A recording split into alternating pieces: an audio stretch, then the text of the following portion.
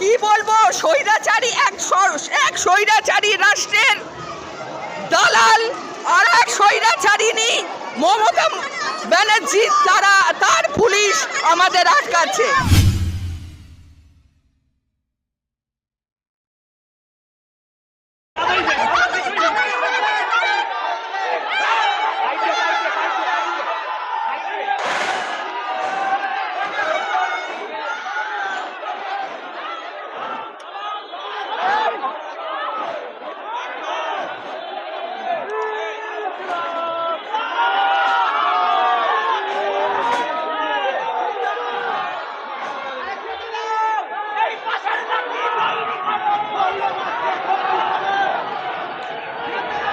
লাঠি শক্ত করো, বাঁশের লাঠি শক্ত করো, বাঁশের লাঠি। কি বলবো, স্বৈরাচারী এক স্বৈরাচারী রাষ্ট্রের দালাল আর এক স্বৈরাচারিণী মমতা ব্যানার্জি, তার পুলিশ আমাদের আটকাচ্ছে। সুতরাং স্বৈরাচারীদের মধ্যে কোনো ফারাক নেই। বিশ্ব রাজনীতিতে আন্তর্জাতিকভাবে দালালিতে এদের কোনো ফারাক নেই। এরা প্রত্যেকেই ছাত্র হত্যাকারী, এরা প্রত্যেকেই কিন্তু শ্রমিক কৃষকের খুনে তারা হাত রাঙাচ্ছে। এরা সমানভাবে অত্যাচারী এবং স্বৈরাচারী শাসক, এদের মধ্যে কোনো ফারাক নেই। এরা মহিলা হলেও এরা কিন্তু পুরুষতন্ত্রকেই বাহন করছে। এটা অত্যন্ত নক্কারজনক।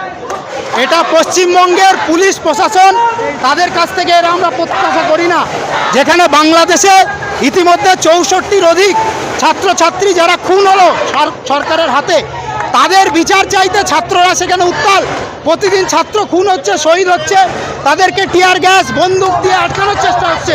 আর আজকে যখন ভারতবর্ষে পশ্চিমবঙ্গে কলকাতা শহর, যে কলকাতা শহরে আমরা আন্দোলনের রাস্তা জানি, আন্দোলনের নগর জানি, সেখানে ছাত্ররা যখন শান্তিপূর্ণভাবে ওই বাংলাদেশ হাই কমিশন অফিসের দিকে যাচ্ছে, তখন আমরা দেখলাম অদ্ভুতভাবে এখানের শাসক বাংলাদেশের আওয়ামী লীগের সরকারের যে পুলিশ, সেই পুলিশের একই চরিত্র ধারণ করে তারা আজকে আমাদেরকে আটকাচ্ছে। আমাদের সহকর্মী ছাত্র বন্ধুদেরকে তারা টেনে হিঁচড়ে গ্রেপ্তার করছে। এটা আমরা প্রত্যাশা করি না। এটা অত্যন্ত নক্কারজনক, ধিক্কারজনক ঘটনা। এটা প্রমাণ করে যে বাংলাদেশের শাসকের সঙ্গে বাংলাদেশের প্রশাসনের সঙ্গে এদেশের প্রশাসনের কোনো পার্থক্য নেই। তাই বন্ধুগণ, আমরা এটা বলতে চাই যে আজকে যখন অন্যায় ঘটছে, ছাত্র খুন হচ্ছে, তখন ছাত্ররা মাথা তুলের বিরুদ্ধে দাঁড়াবেই, ছাত্ররা প্রতিবাদ করবেই। ছাত্রদের আটকানোর ক্ষমতা পুলিশের নেই, আমরা কেউ ভয় পাইনি। তাই আজকেও আমরা এখানে দাঁড়িয়ে রয়েছি। পুলিশ প্রশাসন চাইলে আমাদের অ্যারেস্ট করতে পারে, কিন্তু আমরা কথা বলতে চাই যে অ্যারেস্ট করে ছাত্রদের যে ন্যায়সঙ্গত দাবি, যে আন্দোলন, যে যৌক্তিকতা আন্দোলনের, তাকে কোনোভাবে খতম করা যাবে না, তাকে দবানো যাবে না। এই আন্দোলন চলবে। পুলিশ যতই আমাদের ওপর আক্রমণ আনুক, বাংলাদেশের আবু সাইদ থেকে শুরু করে একের পর এক ছাত্র তারা সেখানে শহীদ হচ্ছে, বন্দুকের সামনে বুক চিতিয়ে লড়াই করছে।